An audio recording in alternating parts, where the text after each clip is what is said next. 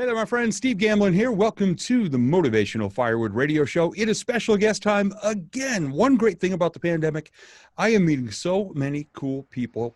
And when we do this on Zoom, I'm meeting them from the waist up, which is really cool because I get to talk to people all around the world. And today's guest is named Sejal Thakkar. Sejal is Chief Civility Officer and also a legal training ninja. Now, I do know a bunch of lawyers, and not for bad reasons, but I've got to say, something in her bio made me really want to connect with her, other than the fact that she was referred by a dear friend who is just awesome and connects me with great people. She's a passionate attorney and educator. Now, I do know some attorneys out there wouldn't describe them as passionate, wouldn't describe them as educators. I'm right, Your Honor, and that's it. Sejal's awesome. We had a great conversation recently, and I want to invite her officially. Sejal, welcome to the Motivational Firewood Radio Show.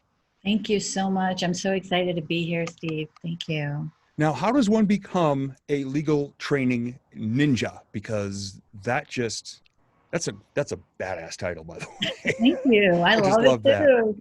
You know what? When I started my company in November of 2017, and I had no plans to do it. I was working at UCSF Medical Center as a senior complaint resolution officer. And I just decided something happened, I turned 43 and I was like, something flipped. There was a switch that went off. And I was like, I really have a passion for training and educating people. I've done it my whole career, and I want to do it more. And I want to focus in on certain topics to help people at work. And so legal is because I'm a lawyer, and I've been a licensed attorney in California since 2003. So that's where the legal comes from. Training, it's just that's where my passion is at. And I truly believe that we can create better workplaces for employees. And so really working with employers and helping create more civility in the workplace. And then ninja is just because this is who I am. You're going to get the truth. I'm not going to tell you just what you want to hear, whether you're an employee or a leader, janitor or a CEO, it doesn't matter. I'm going to tell you how it is. And, you're probably not going to like it, but what I'm going to tell you is really to help minimize your legal risk for your organization. But as an employee, really kind of help employees navigating through some tough situations that they find themselves in, and maybe they're not supported by their organization. So there's work to be done on both sides. And so that's one of the reasons why I started up my company. And I just came up with that name because I wanted to kind of communicate to people that this is what you're going to get when you bring me on board to your team. This is who I am. You like it or you don't, Yeah. Well, it's funny, when I first heard it, before we first had our conversation, I thought legal training ninja. I said, someday I'm going to find a video of her and I'm going to take it here in the recording studio. And every time she opens a briefcase, it's going to go whew, and do like ninja noises all over that. And the judge's gavel and all that. I love that.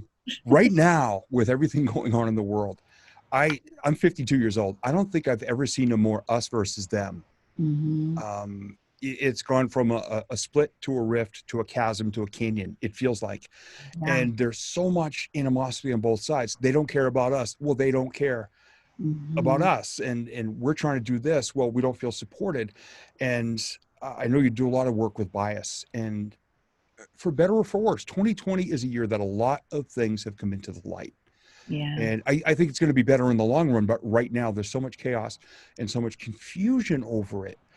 What are some of the things that you've seen, going on now in the workplace and with regard to legalities that going forward, people are going to have to be much more aware of because of this year and what's happening out there? Oh my, it is a nightmare for just, I keep hearing people say, and I say this, I feel like I say this on every single podcast that I'm on, but I swear, I every day I talk to somebody or I read somewhere where people are saying that we're all going through the same thing. And I'm like, we might be going through a global pandemic together, but aside from that, what each one of us is going through is really different and unique for all of us. Some of us have kids at home that we're homeschooling. Some of us have to still go because we're an essential business and we still have to go to the office. There's just so much going on. And I did a show with a friend of mine, Summer Watson, and this was right as the pandemic was starting. Mm-hmm. And I was talking about racism, how that had increased with the Asian folks.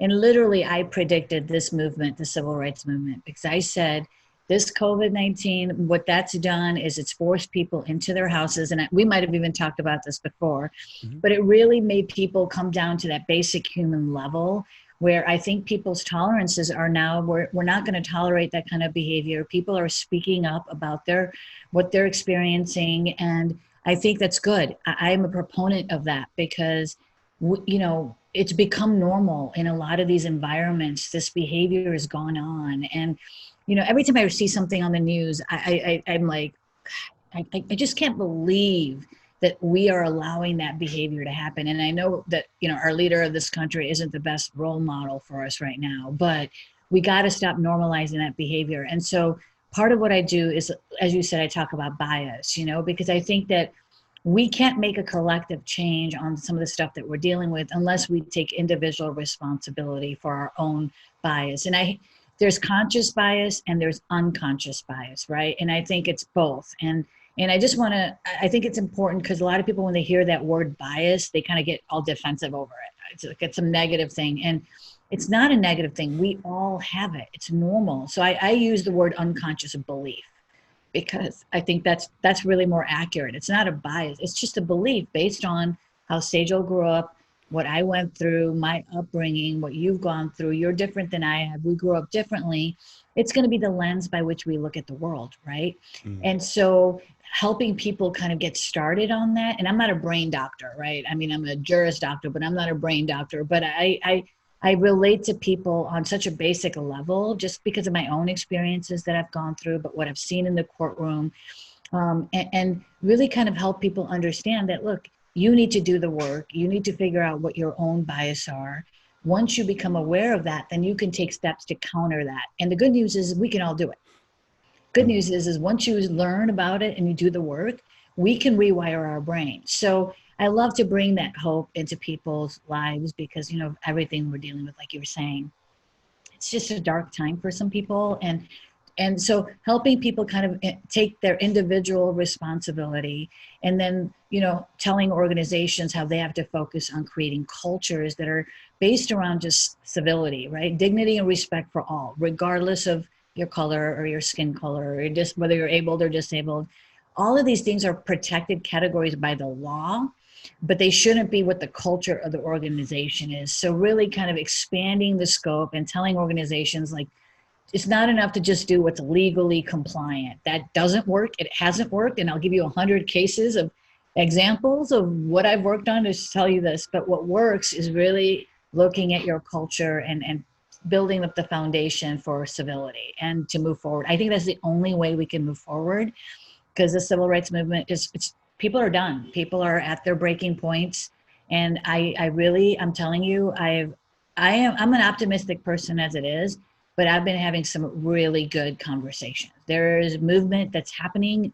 I've been in this field, like I said, I've been an attorney in this area since 2003, and I have not seen the kinds of conversations around these issues that we're having now, and that leaves me very energized. And I think that good things are really going to come out of this. But we got to keep working. We can't just stop. So. Yeah. And I'm glad those conversations are happening. And I'm glad that people at all levels are starting to hear it and understand it, because I think back to my radio days. I was in rock morning radio. I was a morning show producer for 10 years. And somebody asked me recently, hey, Steve, would you want to do radio now? And I said, no way.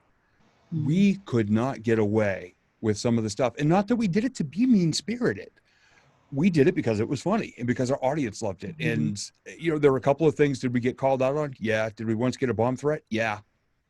By a very bigoted person. It wasn't us doing it. It was somebody whose reaction was, they threatened to blow up the radio station. Wow. Because the day that Ellen DeGeneres came out on her television show, which I believe was the late 90s, so 97-ish, we played a song, an Ellen song parody, which was not off color. It was actually celebrating the fact that, you know, we did it to YMCA, and it was, we hear that Ellen is gay. And it was talking about how, you know, she was finally getting to be herself. And we also interviewed somebody talking about, at the time, gay rights and inclusion, and somebody called up and threatened to blow up the radio station. And that was the last time I wrote something that controversial, pretty Yeah. much. Scary. But it's good that those conversations are happening now, and Yeah. that I don't want to say that people's lives are being more mainstreamed, but I think they're being better understood because people are better explaining and taking that time now to have the conversations, social media aside, because that's like That's right. driving behind a septic truck in rush hour traffic that's being held together by duct tape at this point. But there are some really great conversations happening, and I've Yeah. never been more surrounded by a diverse group of people. And that's the other part. Yeah, on Yeah. purpose. People Yeah. that I say, oh my, I love this person. And then it's not that I don't see color, because of course I see color, but I see humans of every race, creed, shade of color, religion, sexual preference, or identity. Yeah. I mean, I've never had a more diverse group of people who I absolutely love than right now. That's And great. I'm glad for that. I feel lucky for that. I'm not, I try not to go around and say, oh, I've got gay friends, I've got black friends and all this. No. I've got friends, and they're badass friends, and they're among the best people I've ever met. So I love that you said that. Yeah. Well, I think it's, and that's really the heart of it, is that whether you like diversity or not, you don't have a choice. Just like with COVID, right? I mean, all these companies were saying, we can't have people working from home. We're not ready for that. It's not possible. And now we've got over half of the workforce working from home. So whether you like it or not, guess what? Diversity is here. It's not going anywhere. I mean, I talk about these statistics when I do my diversity training, that Pew's Research Center said that by mid-century, America is going to be the most heterogeneous workforce we've ever seen, because of globalization and the ways that we're going and we're doing business. Like right now, I mean, I could be talking to somebody in another country, right, and over Zoom doing business with them.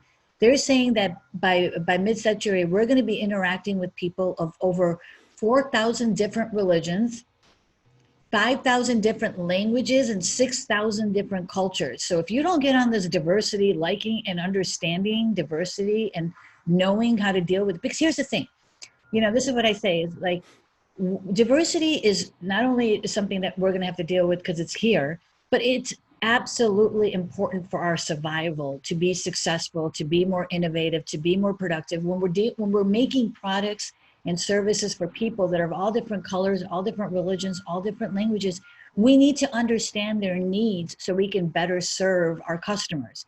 That's the reality of it. So if you want to do business that's going to be doing anything for anybody else, you need to understand your customers so you can give them what you need. But also when you look at the workplace, right? When I was as a lawyer, I mean, I can only speak to what I've gone through, but the cases I've worked on, I mean, honestly, Steve, when I looked at, one of the reasons why I started up my business was this, because when I started looking at the cases and I'm like, why are we ending up in court in these cases? What's really going on here? Is it really discrimination? Is it harassment? And some of them it was blatant discrimination. But most of the time, I would say majority of the cases I worked on were there because people don't know how to communicate with other people with different perspectives. So because of diversity, we're going to have different lenses that we look at the world. We're going to perceive things differently. What you might think is funny might not be funny to me. That doesn't mean you're a bad person, but that just means I need to be able to tell you when something is offensive to me, why it's offensive to me, and let you know that. Because if I told you that it was offensive to me and you say the same joke again, now it's no longer just innocent fun. Now you're either you're making a mistake, and we can forgive mistakes because we're human. But then if you do 8, 9 times, you keep repeating that joke once I've told you it's offensive, then it's intentional behavior and we need to deal with that, right? So that's a different situation. But a majority of the cases I dealt with were because people just didn't know. I mean, I train in this area, and I'm in situations where I'm like, I had no idea. There's a new pronoun that we're using right now that I got to be telling people about. I mean, a student pointed out a new pronoun to me in my sexual harassment training, and I was like, whoa, I don't even know about that one. Right? That doesn't mean that I don't know what I'm doing, but it just goes that there's so many things that are happening. And so helping people kind of understand and navigate through those situations, that like, you grew up in a completely different household than I did, and like I dealt with that with my, with a prior relationship of mine, where he would talk about like certain traditions. He was white, and he would talk about certain books and traditions that he grew up reading and learning about, and I didn't know. And there was a couple of times where, there were these little jabs coming at me, like I was, not as smart as him, or God, how do you not know that kind of thing? And I was like, I'm sorry, my parents took me to the temple every weekend. I didn't have this extra time to sit, and I wish I did, but this is what I did. That doesn't mean you're better than me or I'm worse than you, but we've lived up differently. So we can't expect everybody to know how to navigate through those differences, right? People need skills to be able to do that. And that's where a lot of these cases were ending up in court. It's just people not knowing, or people not speaking up, not feeling like they could say, hey, by the way, that's offensive to me. And there's a lot of reasons why people don't speak up, right? I just posted something about it this morning on LinkedIn about how organizations really need to create a culture where people can feel comfortable to say to somebody, hey, that's making me uncomfortable, and not have to fear that they're going to lose their job or be retaliated against, or they're going to be judged by it. Because a lot of times it's also unintentional, right? It's unintentionally happening because nobody has told you that might be perceived to be offensive to somebody else. Yeah. And I remember in the early days of speaking, I've been speaking now 16 years. I've been at both ends of the country and a bunch of places in between. And there are times where I'll be the first speaker right after lunch. For whatever reason, my energy, people say, we need you right after lunch when everybody's going dozing off. Well, there was a couple of times where they said, oh, the boss is going to go up and say a couple of things, and then we'll bring you up. No problem. I'll go up right after the boss. No problem. The boss gets up there and says something so inappropriate, or tells a joke, or does whatever. I remember a particular event. I was actually the MC for this event, and it was with my DJ company. And this CEO got up, and this was, I'll never forget, December 2001. And it was the Christmas event. And there was 200 people there, employees and spouses, or in partners and dates. And he said, well, it wasn't a really good year. The projections we set, we didn't meet them. And of course, we lost Bob and 9/11 in one of the planes. But, well, we're going to have a good time tonight. And here you go. He gives me back the microphone, and he walks off, grabs his coat, and walks right out the door. And an employee came up to me afterward, and he goes, hey, how about that speech? And I'm, doing the look around like, it's not for me to say anything. I said, is he always that positive? He goes, oh, hell no. He was on good behavior tonight. He didn't swear at us. Oh. And they were also, I found out, firing a bunch of people right after the holidays. That's what the leadership was like.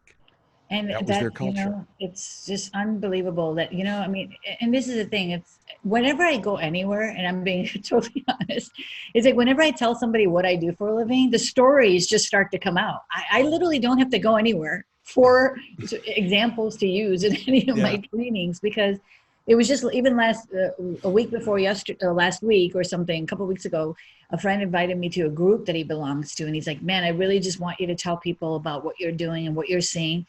And I just did my brief introduction, and the rest of the call was everybody sharing stories about what they've experienced in the workplace. And it's just unbelievable that it's gone on this long. And as you go up the chain of command, it's even worse, and it's more tolerated, and it's just become a normal thing. I mean, I've gone into organizations where I've done a training, and like there might be a break between the two trainings, so I'm just hanging out in the lunch or the break room area, and the things I hear in there tell me right away whether or not that culture is toxic.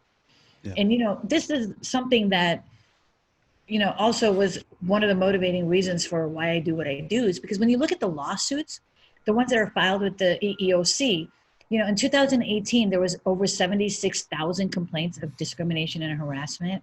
Wow. And it went down a little bit in 2019. I'm afraid to see what it's going to be this year. Because what I'm seeing is that a lot of organizations, because we've never had to have this such a huge shift to everybody working at home on a global level like this, where it is, you almost forget about the culture because people aren't there in front of you. Right. So you're focused, at least what I'm seeing is that they're not focusing a lot on the culture, as far as we saw a lot of organizations saying, okay, we need some diversity and inclusion training because of everything that was going on with Black Lives Matter, but that only addresses one part of it, right? You still have to think about cyberbullying. It's a huge area where, you know, it's much easier, let's be honest, when you're hiding behind a computer screen, it's much easier to say something that insulting or quick, because you're, you know, you might be dealing with a screaming kid here, you're dealing, whatever your reasons are, but it's a lot easier to be short and impatient with people on a Zoom conference or on a phone call, right? And so you have to make sure that people feel comfortable in calling that in, or letting that person know what's going on. But I'm hearing the opposite. I had 2 calls yesterday with 2 HR managers where they said, one person said that they, somebody had made an inappropriate racist comment, or, I'm sorry, sexist comment over Zoom. And then another employee who said they did something over a group email or something like that, or a Zoom conference, a Slack channel, one of those. And I'm sitting there thinking, well, what is your cyberbullying policy? And one of them said, well, we don't have an actual cyberbullying policy. It's part of our harassment policy. And I'm like, that's not good enough. When you drafted that harassment policy, I'm sure that it didn't take into account that half the workforce is going to be working from home. Yeah. Right. So, and then also, how do people report that behavior when they're not in the office? So it's a great time for people to be told what the policies are and to look at what those policies are. So we're dealing with all kinds of, you know, stuff that we just weren't prepared to deal with. And it's new for everybody. Yeah. And for me, the lesson, it always goes back to both of my grandfathers, both very, very different human beings. My grandfather, my dad's dad, was an executive vice president for a national level uniform cleaning company called Morgan Linen. And they would clean, you know, the work uniforms, the rugs, the safety stuff, everything. And he was an executive VP, and he would walk in the back door through the physical plant in the dregs of the building. I mean, the dirtiest, loudest, smelliest, hottest places in the building. And he would have conversations, and he knew the folks that worked the machines because he had started there. He was part of that culture, and he worked over decades rising up, yet he stayed very in integrity and very close and understanding and respectful. That in the middle of July, when it was 135 degrees down there, they were running behind. Off came the tie, the jacket, rolled up his sleeves. He worked side by side with those folks. And when he retired, what they said to him meant more than the gold watch and what the executives said to him. The way he had earned their respect. And he told me, your integrity, he says, you never look down on anybody. He says, your integrity is the only thing you cannot ever compromise, because you'll never have 100% again. That's right. And that has stuck with me through everything. And I've never been, I said this the other day, I've never been more careful about how I say what I say. Yeah. Because I'm a former comedian, you know, stand up and this and that, and things happen in my head and they fall out. That's right. I've never been more careful. I actually got called out last week for something. Yeah. It wasn't intended a certain way.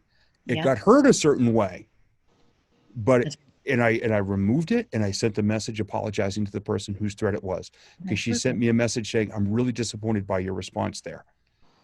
And when I saw her side of it, I said, it's down. I said, it's a phrase I've used forever whenever somebody is that evil. And I just left it at that. Yeah. Because it could very easily spiral up, and all of a sudden I'm getting mislabeled. Yeah. And we know what can happen with social media these days. We all have to be so careful.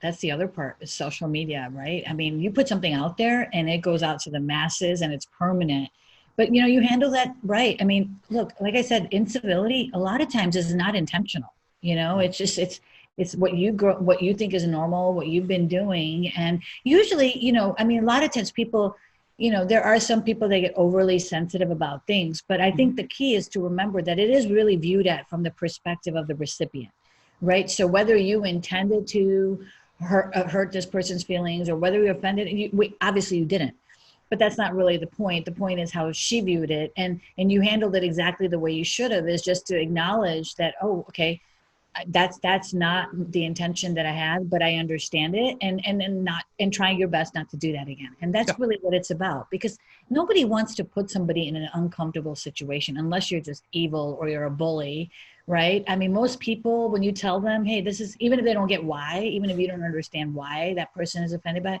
most of us are going to say, hey, okay, I'm not going to do that because I don't want to make you feel uncomfortable, right? You know, and the other part of it too is that, you know, I think when we truly are a part of a team, right? It's not just about if one of us is going through something, it impacts everybody. And so a lot of the things like what you and I are talking about is also making sure people that are bystanders or that are witnesses to something like that are doing what they should be doing, right? Because let's say it was I was the one that got offended by that comment. Mm-hmm. You can't put it on me to have to educate everybody about why that offended me, because I've already just I've gone through something that's made me feel uncomfortable. Now I'm dealing with that. I need to take care of myself. So we can't really expect the recipient to do that. But you're going to keep using that phrase because you're not aware that the fact that it might have bothered me, right? So I either need to put you on notice gently, professionally, in a non-judgmental, respectful way, or if there's somebody else, it's really on them. And this is why bystanders become critical to getting to that place that your boss got himself to, is creating that integrity. But you also need to create an environment where people are going to be comfortable stepping in like that and saying, hey, I saw you doing that. That's the piece that really, I think organizations need to work on. And I think employees need to take ownership of that we need to be able to step in and not take that approach of, I've got too many things on my plate already, so I'm not going to get involved. That's not going to help. Right. You know, we really need everybody to do this and do it the right way. And that's the key, is making sure, you know, you're not doing it the wrong way, because like in your situation, you didn't intend to. Somebody now slapping a lawsuit on you when you didn't intend to is not the right way of dealing it. The much better approach is to say, hey, you know, I know you were just joking, but that makes me feel uncomfortable. Here's why. And I would really appreciate you not do that. That's going to be more effective in creating the cultural change, right? So, yeah. Yeah. And I think it was great that the show Mad Men was on, you know, I know it ended a couple of years ago, I think, but that it was on for a number of years, because some people are like, oh, that's great. It's like, no, that's a very outdated, sexist, inappropriate model. It's a great reminder of how far we should have come over the past 40 years. Well, I appreciate you sharing that story, though. You know, it's like we're all human beings. And, you know, I mean, I say things sometimes that I'm just like, what, you know, that could be perceived wrong. And then it'll come to me a little bit after, you know, and the good news is when you start doing this work on your bias, you know, that we started talking about, when you start doing the work, you almost catch yourself quicker when you start doing it. So you can catch it quicker, because it's going to take a while. It's what we grew up with. I mean, I just saw the other day, did you watch Three's Company at all when you were growing up? Oh gosh, yeah. Yeah, okay. That was in my wheelhouse. I was right there when it was new. Me too. My dad loved that show. But I saw just an episode the other day and I'm like, oh my God, if that show was filled with sexual harassment and all kinds of inappropriate behavior. Oh yeah. But I mean, I grew up to that show, right? So it's just the times have changed, the diversity has changed, the situation has changed. And so we just need to, as humans, evolve with it. You know, I mean, when I grew up, I personally dealt with harassment and discrimination, you know, and a lot of bullying just because of the color of my skin. My dad, you know, my parents were immigrant families. So I grew up and I dealt with that. I've been on that end of it. And so for me to do the work that I'm doing, I've had to overcome and put all of that, what I went through, behind me. But what I found actually, you know what, is our struggles make us better, because having gone through it, I can relate to people both that have never gone through it, because I feel like I want to help raise their awareness and help them understand it and do it in the right way. But I also can understand the side of the people that have gone through it and see their struggle as well. And so that really, it helps me be able to relate to people better. And I know you definitely do that as well, you know, but I think it's important to be able to admit when we say something or do something and say, hey, you know, yeah, that I did watch Three's Company and that show was just, you know, not appropriate, but that's what I was into, and be able to be okay saying that and say, okay, now I think that shouldn't be on anymore, or maybe that wasn't appropriate back then, right?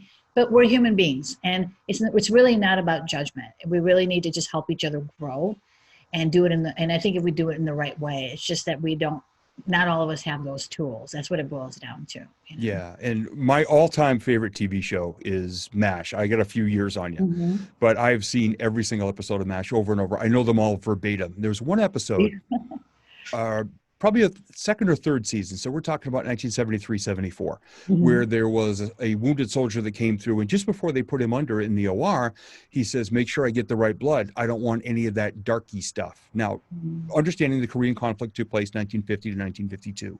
That's where the times were.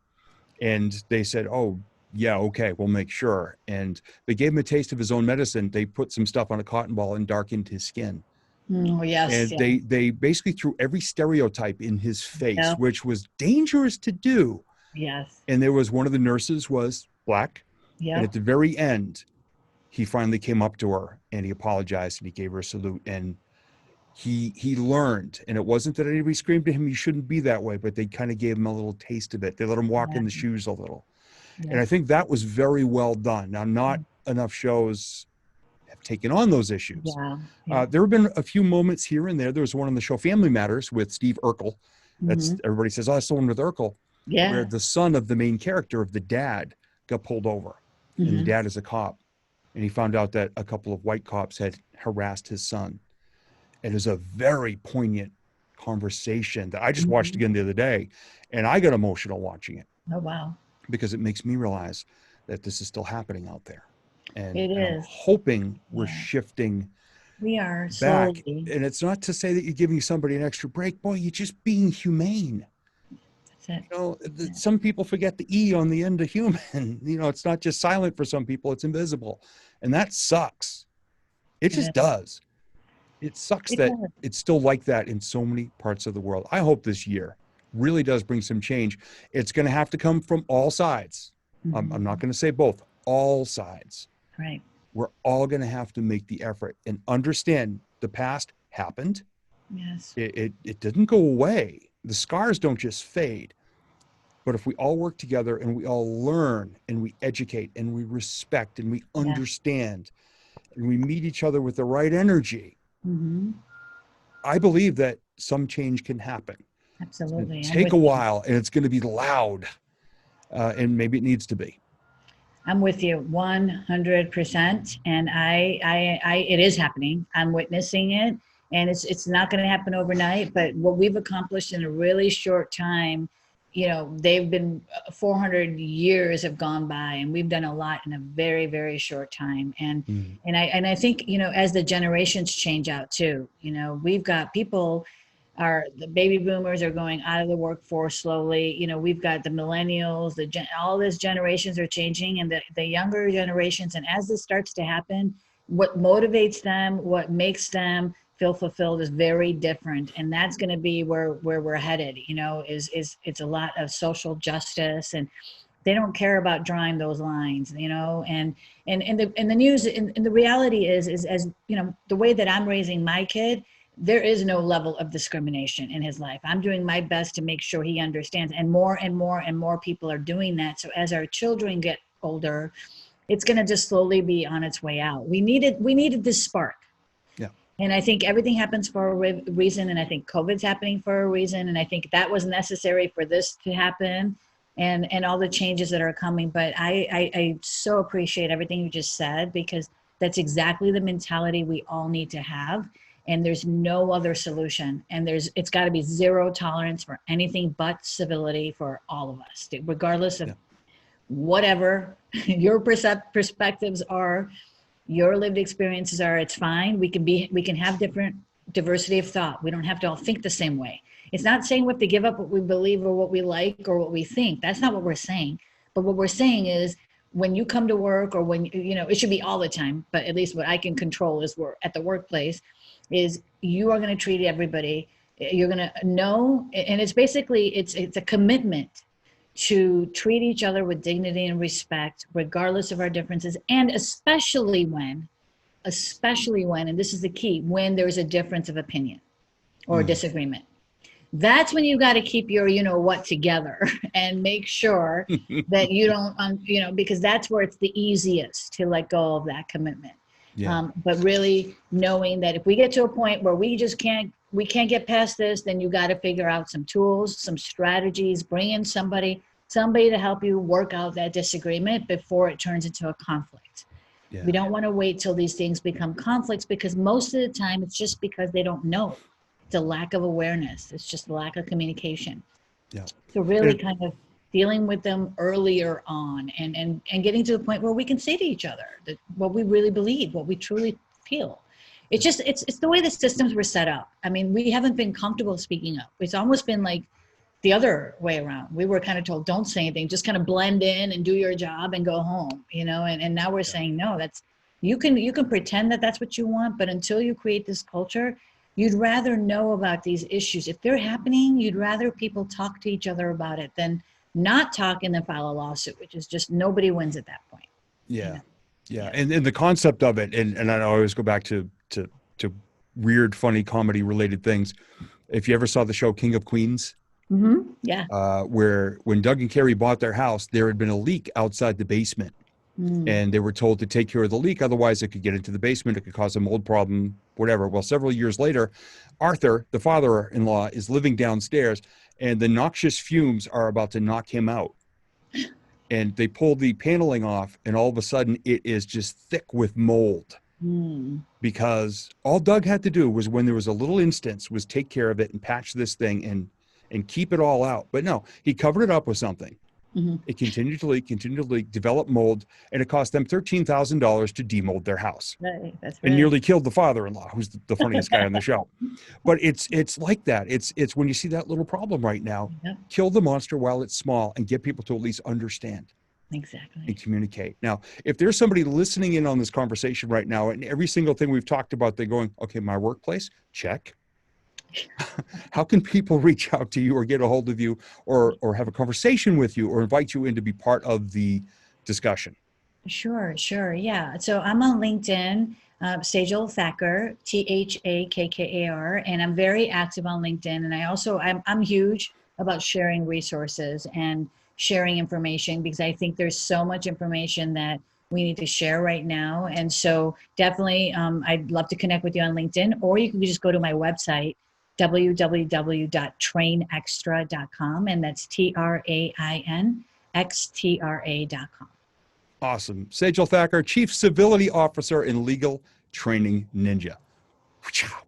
Still love that. Thank you. Thank you so much for being a part of the show. And I look forward to, of course, staying in touch and wishing you the best as you keep moving forward through everything that's going on right now. Thank you for doing what you do, the way you do it, with as much passion as you bring to it. Thank you. Thank you so much. This was awesome.